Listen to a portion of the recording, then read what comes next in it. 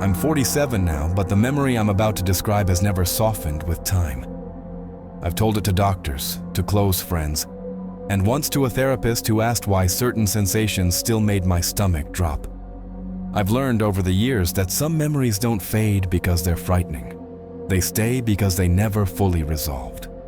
This happened when I was about 7 or 8 years old, on what was supposed to be an ordinary family outing. We were in South Georgia at one of those privately owned family parks that were common back then. It wasn't a natural lake. It was a man-made body of water, essentially a large dugout pond that someone had turned into a business. They'd trucked in sand to make a beach, planted a few palm trees for atmosphere, built grills and picnic areas, and charged admission by the carload. There was even a big metal water slide that emptied straight into the water. It was dangerous in ways people didn't question much at the time. Kids got hurt on it regularly. That was just part of the day. My family parked in the same spot every visit, near the edge of the water. Directly in front of where we set up was a small island, a clump of sand maybe 30 yards offshore. It wasn't much, just enough for kids to climb onto and feel like they'd gone somewhere.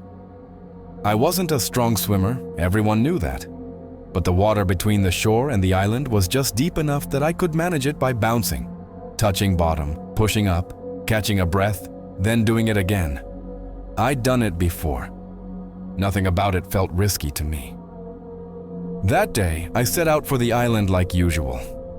Halfway there, I came down for another bounce, and my foot didn't hit sand.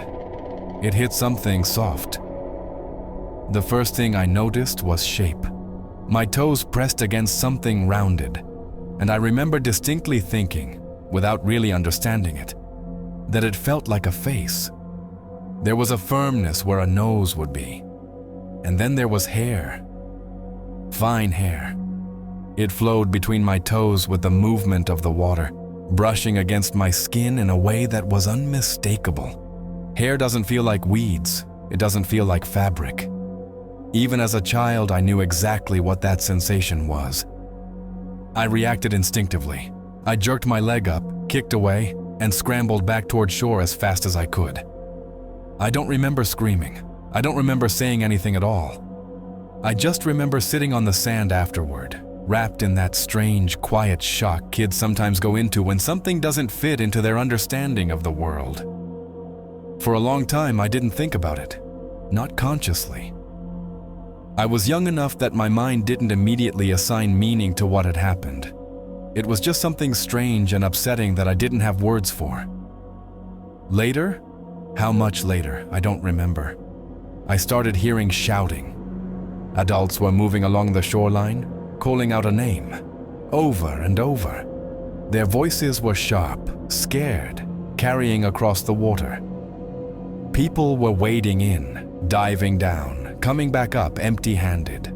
The mood of the entire place changed in minutes. The noise from the grills and the slide faded into the background. They found him near the island. They pulled a small boy's body up from under the water, right in front of where I'd been swimming. I don't remember seeing his face clearly.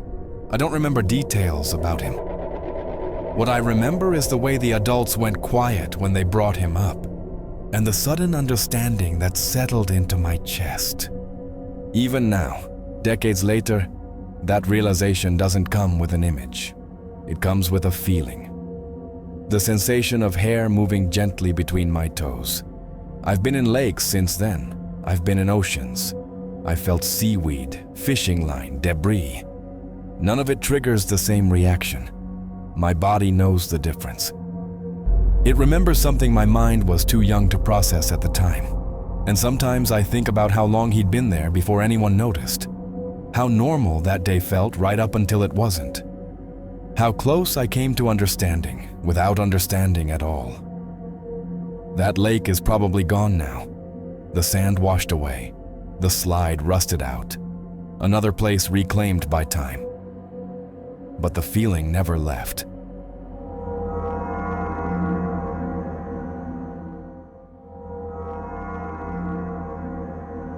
I travel often enough that hotels blur together. Same layouts, same carpets, same muted sounds through thin walls. You learn what to ignore. Voices in hallways. TVs left on too loud. Arguments that aren't your business. That night, I assumed this would be no different. I was alone in my room, late evening, lights low. I don't remember what I was doing, probably scrolling on my phone, killing time before sleep. Nothing felt off. The hallway noise had died down, and the hotel had settled into that familiar quiet that comes after midnight. Then I heard yelling from the room next to mine. At first, it didn't register as danger. Hotels amplify everything. People fight. People drink too much. I remember pausing, listening just long enough to decide whether it was worth paying attention to. Then I heard her voice clearly. "Get out of here!" She said it again, louder, desperate, but still controlled, like she was trying to keep things from escalating. That's when I stood up. I didn't open my door. I didn't look through the peephole. I stayed where I was, listening through the wall. I remember waiting for another voice to answer her, for context, for something that would explain what I was hearing. Instead, she repeated it, over and over. There was something wrong with the rhythm of it. It wasn't an argument. It wasn't two people yelling back and forth. It was one person trying and failing to make someone leave. I called the police first. I told them exactly what I could hear and where it was coming from. My voice sounded steady, even to me. Then I called the front desk and told them the same thing. I remember thinking it was important that more than one person knew. After that, I waited. The screaming stopped before the police arrived. That silence was worse. I kept replaying what I'd heard, wondering if I'd overreacted, if I'd misunderstood, if I was about to feel embarrassed for involving anyone at all. When the officers knocked, I opened the door and stayed right where I was. They asked me routine questions. Did I know her? Had I been in the room? Did I see anyone enter or leave? I answered honestly, no. I hadn't left my room. I hadn't looked out into the hallway. All I knew was what I'd heard through the wall. They thanked me and moved on. Life returned to something resembling normal. I checked out the next morning. Another hotel, another city. The incident slipped into the category of things I assumed would never fully make sense. About a week later, I saw a news article. It was about the hotel, about a woman who had been killed in her room. She had been running from her ex-boyfriend, a man with a documented history of abuse. She'd been moving, staying under the radar, trying to disappear into places like the one I happened to be sleeping in that night. He found her anyway. The article didn't mention the screaming. It didn't mention the person in the next room who heard it. It focused on timelines, arrests, prior incidents, facts that only exist after something is already over. I read it once, then again. And what I keep coming back to isn't what happened after the police arrived. It's the moment before, the part where she was still alive, still trying to make him leave, still close enough to another person that her voice carried through a shared wall. I did what I was supposed to do. I know that. Everyone says that. But sometimes when I'm in a hotel and I hear a raised voice next door, I don't think about policies or procedures.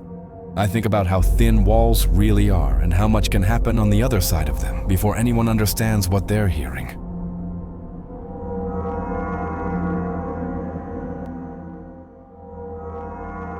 I've heard a lot of stories over the years that sit at the edge of tragedy, moments where things almost go right. This one has stayed with me because of how quietly it went wrong, and because of what it did to someone who was never meant to carry it. This happened to a friend of mine when we were in high school. He was on vacation with his family in Costa Rica, staying near the coast, doing what families do when the ocean is right there, and the days feel endless. Surfing wasn't new to him. He was comfortable in the water, confident enough not to question distance or fatigue.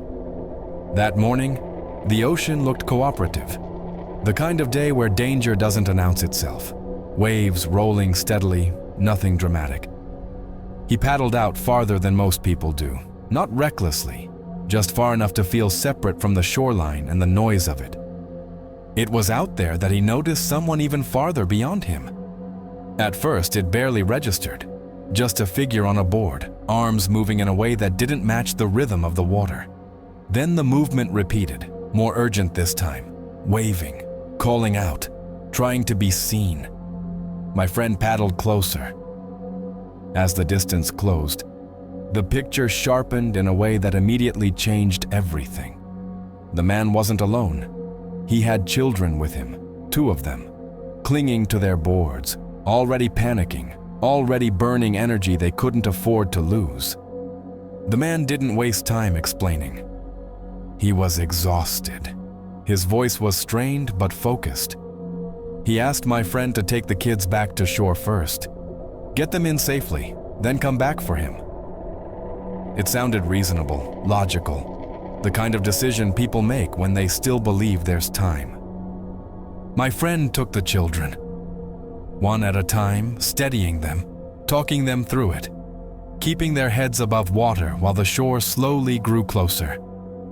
He didn't rush, but he didn't relax either. He knew the man was out there waiting. He knew every second mattered. He got the kids to land, handed them off to people on the beach, turned around immediately. By the time he paddled back out, the man was gone. Not drifting, not waving, just gone. My friend searched the surface first, calling out, scanning the water where he'd last seen him. Then he looked down. The water was clear enough that he didn't have to wonder long. The man had sunk. He had drowned from exhaustion, spent everything he had keeping his children afloat long enough to give them a chance. There was no struggle left in him by the time help returned. My friend brought the body back to shore.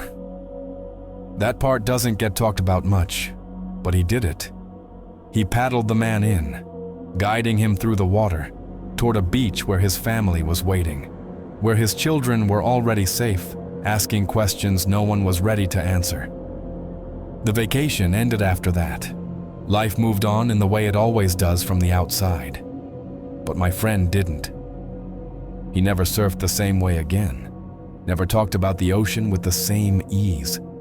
Something about carrying that weight, literally and otherwise, changed how he occupied the world. He'd done exactly what he was asked, exactly what made sense, and it still wasn't enough. Sometimes that's what stays with people, not the chaos, not the panic, but the moment you realize you made the only right choice available, and someone still died.